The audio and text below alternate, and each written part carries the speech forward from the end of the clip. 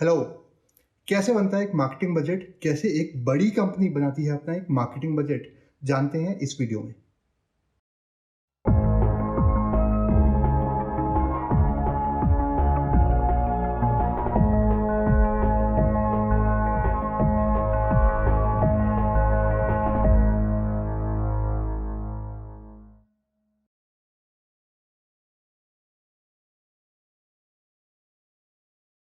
तो अगर आप एक कंपनी रन करते हैं या फिर आप एक मार्केटिंग मैनेजर है, मार्केटिंग जॉब करते हैं, मार्केटिंग टीम हैंडल करते हैं या इवन एक स्टूडेंट है, ये बहुत ज़रूरी है कि आपको आइडिया हो कि इस साल आपकी कंपनी कितना रेवेन्यू जनरेट करेगी, कितनी आपकी प्रॉफिटेबिलिटी होगी, कितने नए कस्टमर आएंगे, कितने रिपीट ट्रांजैक्शंस होंगे और कौन-कौन से मार्केटिंग चैनल्स आप यूज़ करेंगे।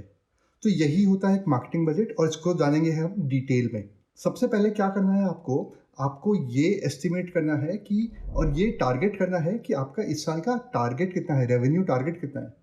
एग्जांपल लेते हैं कि आपका इस साल का रेवेन्यू टारगेट है 1 करोड़ रुपए। अब आपको ये एस्टिमेट करना है कि आपका एवरेज ऑर्डर वैल्यू कितना होता है। तो एवरेज मानते हैं 1000 रुपए। तो क्या हो गया कि एवरेज ऑर्डर वैल्यू हो गया 1000, टोटल आपका रेवेन्यू चाहिए आपको 1 करोड़। तो डिवाइड करिए और आपको मिलेगा कितने आपको ट्रांजैक्शन चाहिए। तो ये डिवीजन से हो गया कि 1 करोड़ डिवाइड बाय 1000 हो गया 10,000 ट्रांजैक्शंस। अब आपको ये एस्टिमेट करना है कि कितनी बार एक कस्टमर आपसे खरीदता है एक साल में। ये डिपेंड करेगा आपकी कैटेगरी पे। फॉर एग्जांपल आप अगर कॉस्मेटिक्स में हैं तो कॉस्मेटिक्स में लोग आपसे हर महीने भी खरीद सकते हैं। अगर आप किसी बड़े प्रोडक्ट में हैं, जैसे टीवी, फ्रिज वगैरह, गाड़ी वगैरह हो गया, तो लोग आपसे साल में या 3-4 साल में एक ही बार खरीदेंगे।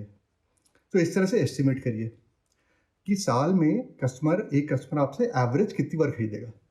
इस एग्जांपल में मानते हैं 3 बार, कि एक बार तो पहले खरीदा जब नया कस्टमर बना और फिर 2 बार और। इससे क्या हुआ कि 10,000 को आप डिवाइड करेंगे 3 से, मतलब 3,333। इतने हो गए आपको कस्टमर्स, इतने कस्टमर्स आपको चाहिए जो आपसे पहली बार एक्वायर करेंगे और 2 बार और खरीदेंगे।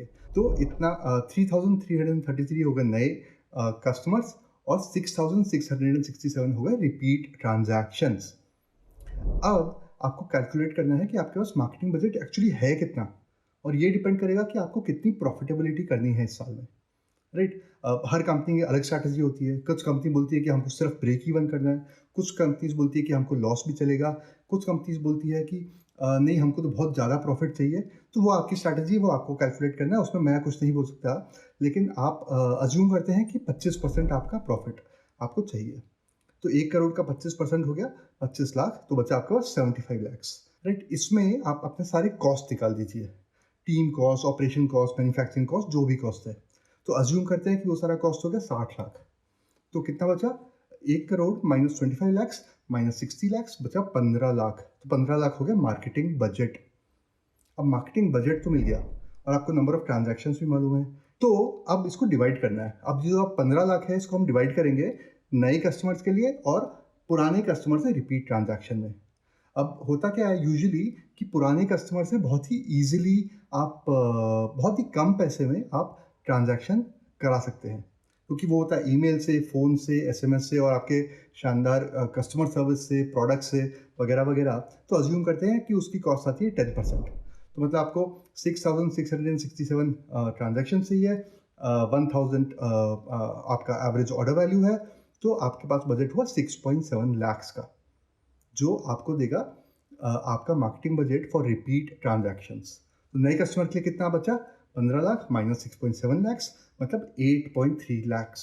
मतलब 8.3 लैक्स और 3,333 नए कस्टमर, मतलब हुआ 250 रुपीज़ पर न्यू कस्टमर।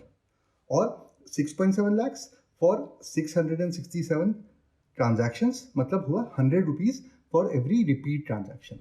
तो नए कस्टमर के लिए 250 रुपये और रिपीट ट्रांजैक्शन के लिए 100 रुपये। इस एग्जाम्पल में हम लोग ये मानते हैं कि हम 4 चैनल यूज़ करेंगे। तो पहला चैनल हम जो चूज़ कर रहे हैं वो गूगल है, दूसरा है फेसबुक, तीसरा है अफिलिएट्स और चौथा है यूट्यूब।